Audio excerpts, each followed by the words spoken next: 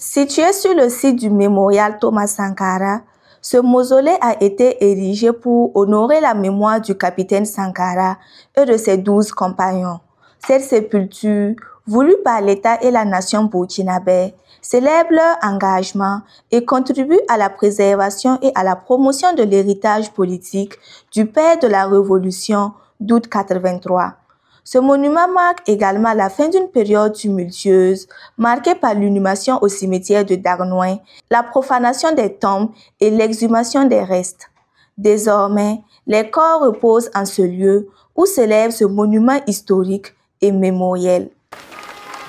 Sankara disait, je cite, « Je souhaite que l'on garde de moi le souvenir d'un homme qui a été utile pour tous. »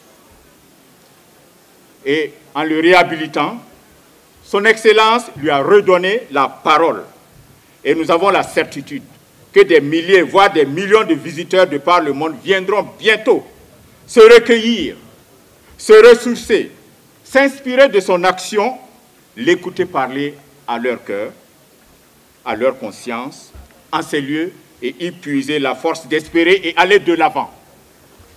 Selon le chef du gouvernement, ce mausolée n'est pas une simple bâtisse. C'est un lieu de mémoire qui rappelle à la conscience collective des Burkinabés, des combattants de la liberté et de tous les hommes épris de justice sociale, le sacrifice du président Thomas Sankara. Ce mausolée est aussi le témoignage d'une intégrité persécutée, mais toujours vivace. Il est le sceau indélébile de la reconnaissance d'un peuple en lutte, la matérialisation d'une mémoire vive dont la résilience face à l'usure du temps est inébranlable.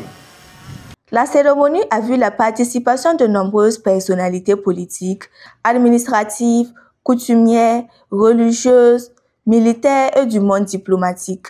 Tous saluent cette initiative.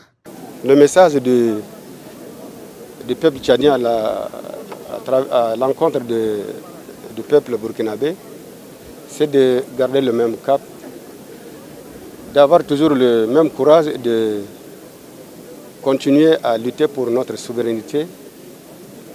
Le mausolée est la première phase du projet du mémorial Thomas Sankara, qui s'étendra sur plus de 14 hectares et abritera plusieurs infrastructures.